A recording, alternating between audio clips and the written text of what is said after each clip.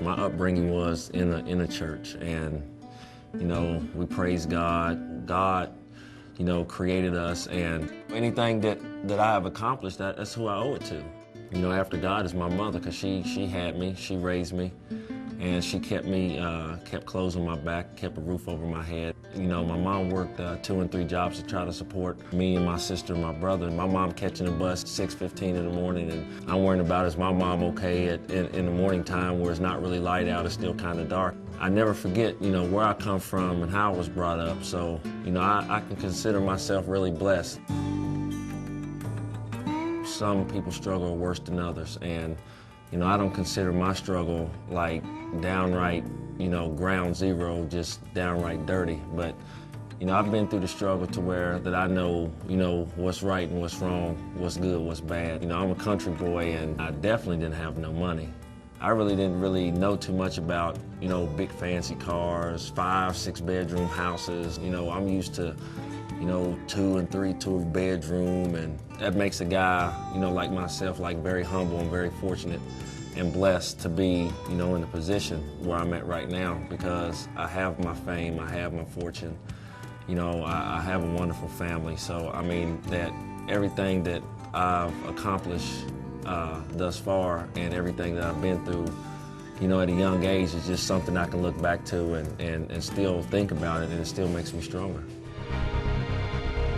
I give thanks to God for blessing me with the ability, and then, second of all, I do it for my family, man. I mean, that's one reason why I get out here and bust my butt, day in and day out, man, because I have a family to provide for, man. And then thirdly, the team. I'm a team player, and I want to win bad, man. I mean, if it's me going out here and, seeing how hard I work and busting my tail, I mean, I do it for my teammates.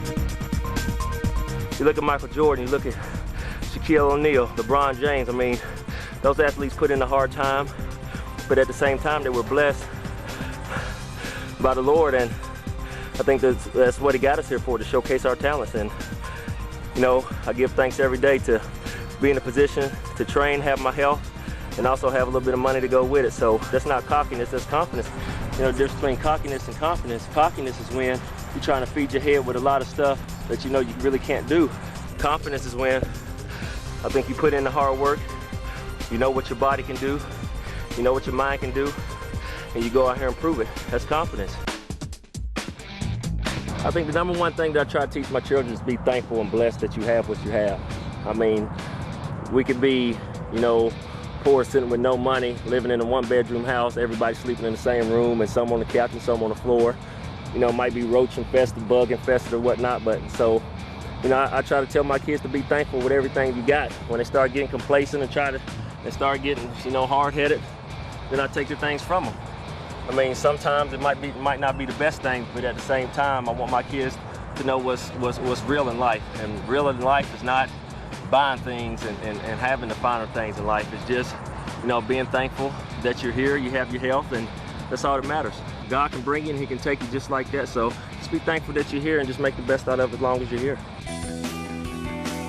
I try to give back, and it might not be financially all the time. It could be, a handshake, an autograph, maybe a couple words of wisdom or something like that. So the thing that I want to give back is to try to help better people. If I was able to better the whole world, then I would do that. Not, for any particular reason. I think just make it a better world, because you have, the rich people over here and the poor people over here. Why can't we all just be one? Because I've been on both sides. I didn't really have sports on my mind as a youngster. I don't really know what my dreams were. I excelled, in sports that I played as a youngster, but as far as, thinking long-term down the road of being a professional, no. All my life of playing, midget league and middle school, playing football, that's how I developed a love for the game, because I played it not knowing what the outcome was going to be. I was either the first or second being recruited in basketball and in football.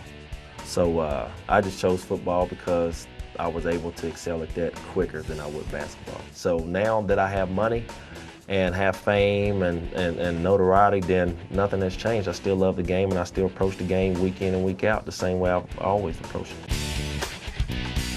Jerry Rice, of course, was a hero. Michael Jordan was more everybody's hero, of course. But I think my biggest had to be Walter Payton.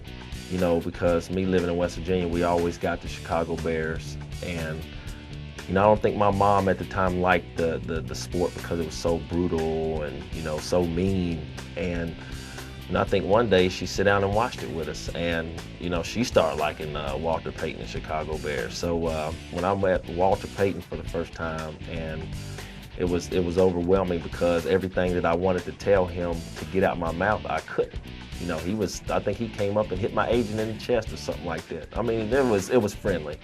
But I mean, that was just a way of him welcoming us and letting us know that you can go ahead and just hang out, just be yourself. So that's one thing that I will always remember about Walter, is how he approached us the first time I met him.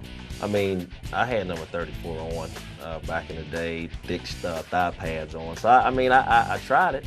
I mean, I think I might have had a Rue headband on or something crazy. But I mean, he's probably, as far as football, I mean, Walter Payton is probably the #1 guy I really looked up to, and we didn't even play the same position. And the image that has been painted by the media and by others, you know, is, I think, are select images that we see. And you don't really get to see the true Randy Moss. I never heard too many bad things about him from people who played with him.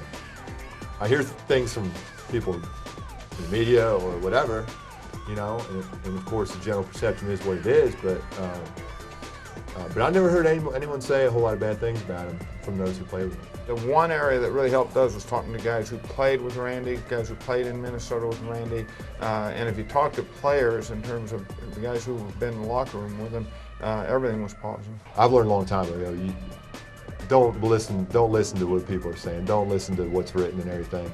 Get to know the person for himself, and Randy showed me a lot. This is a professional sport or professional game that we play, and you know, I try to conduct myself as a professional. You know, it might not seem that way all the time because, I mean, you have people in and out your ear. Sometimes you get frustrated. Sometimes me or a person might do things that they might regret, you know, such as, you know, on the field and off the field antics.